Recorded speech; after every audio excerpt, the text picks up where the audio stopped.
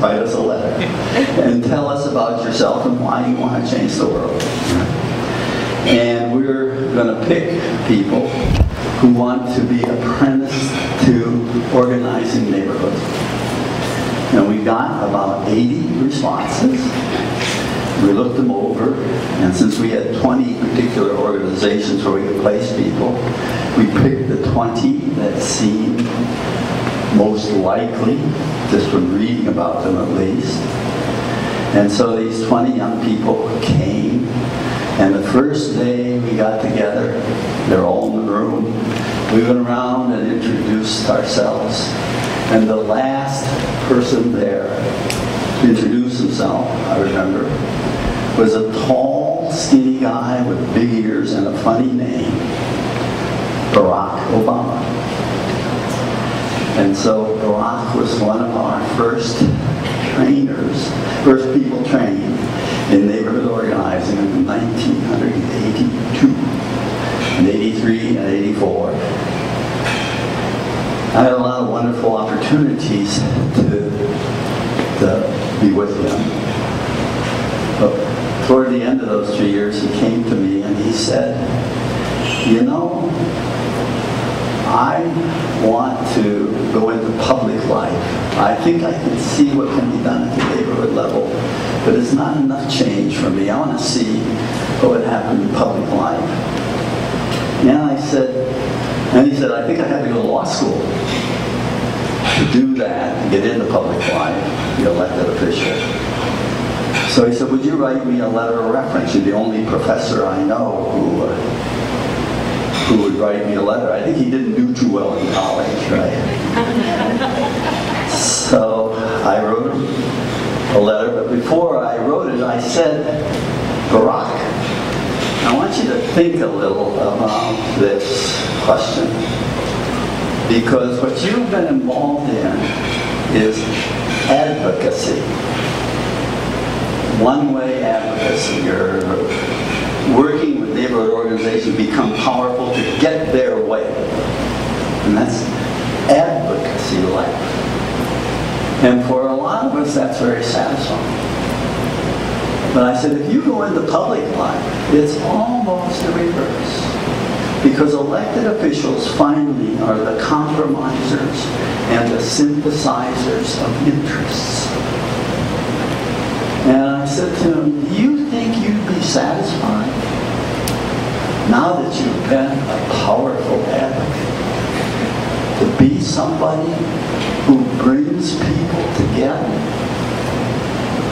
And he said to me, that's why I want to go into public life. And so I think what we're seeing, at least in the United States, is a movement.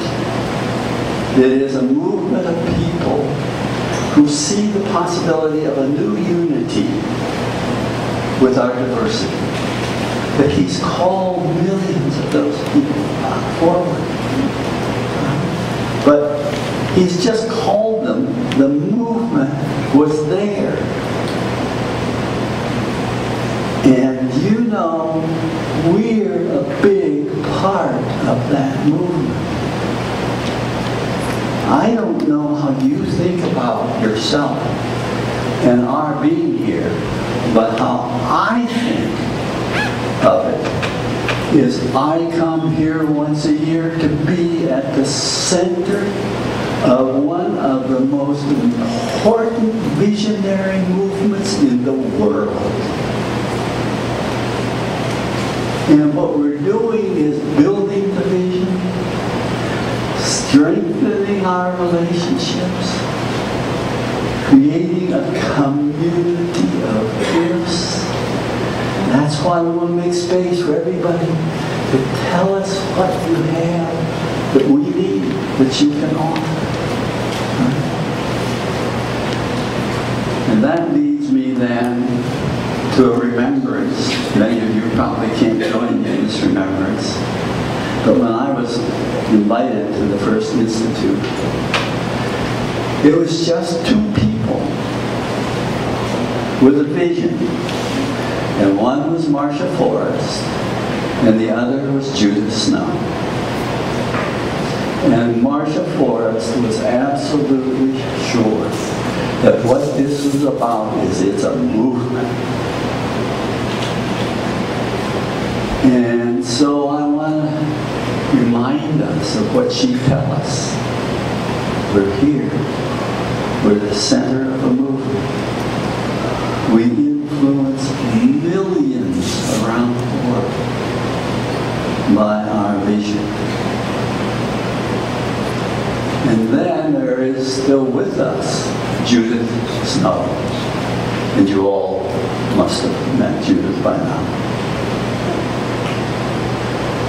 Marcia is the visionary who arches above us. Judith is the vision who lives among us. And so I want you especially to listen to what she has to offer, because she's the heart of the matter. She's the voice of this movement from the beginning. So all those reasons are reasons to be here. Because you're in a glorious country. Because you're a mosaic of gifts in this room. And because we are the heart of one of the most important movements in all of this work. So I appreciate you inviting me. Thank you.